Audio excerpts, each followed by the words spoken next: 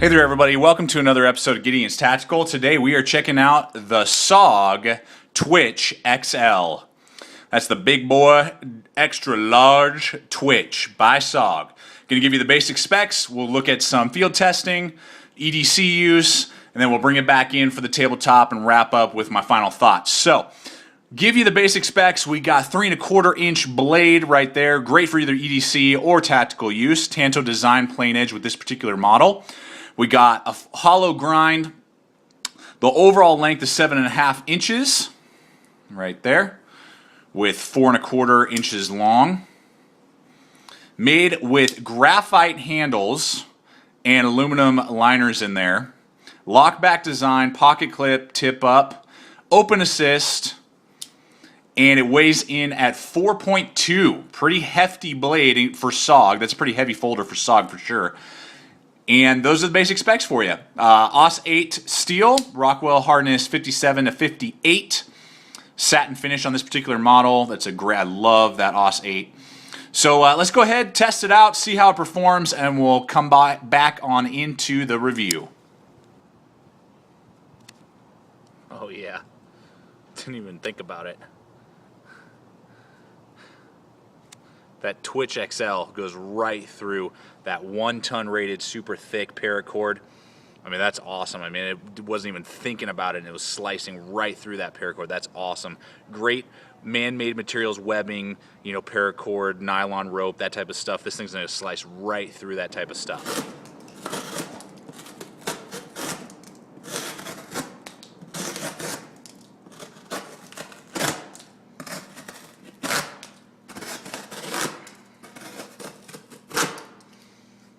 This Twitch XL is a great cardboard slicer, you know, man-made material slicer.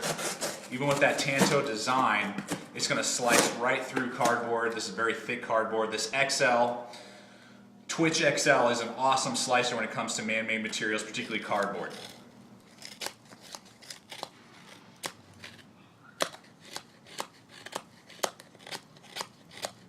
You can see here as I use this Twitch XL, just how well it goes through wood. It's going to feather wood really well, process it really well.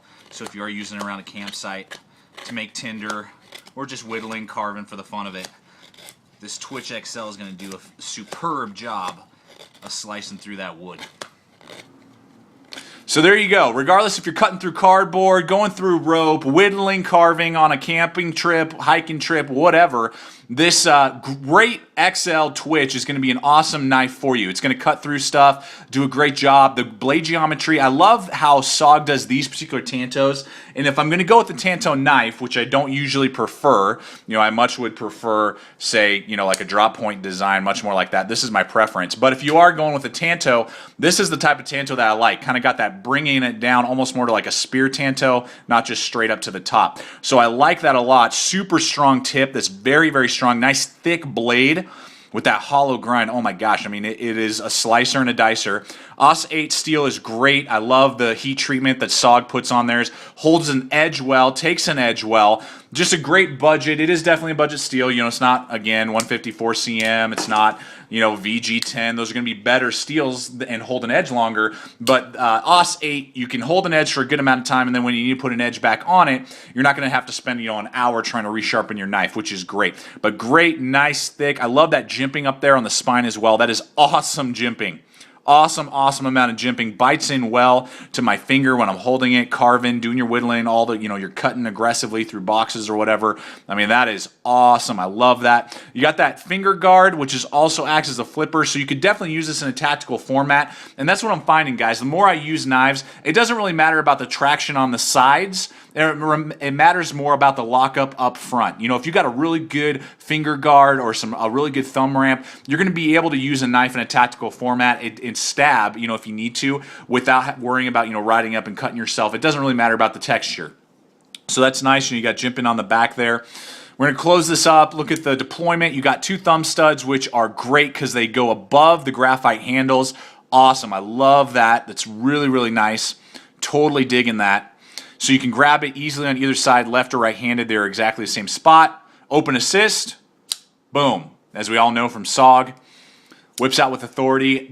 What I'm found, at least with my model, it could be just my model that I bought, it deploys really nice when I use the thumb studs, but when I use the finger flipper up here and I hit that, it just doesn't come out quite as fast. I don't know if that's just because of the spring in there or something else. You can see there it's just kind of slow, whereas if I use a thumb stud, see here, boom, it just goes out a little faster. I don't know why, that's just how it's functioning. That's probably not the case for all of them, might just be my model, but something to note, the finger flipper just kind of goes out slow. Great finger flipper, nice, large, you can grab that with authority, no problem, and using it's just kind of slow when it deploys. You got that nice torsion screw over there so you can tighten it up or loosen up if you want to. Now this is a little bit different, you know, normally, here's a SOG Mini Trident, you got those rolling locks are pretty normal for most of SOG's knives, but this one is a lock back. You see there? You got that lock back. You just push that, boom, brings up this whole back right here.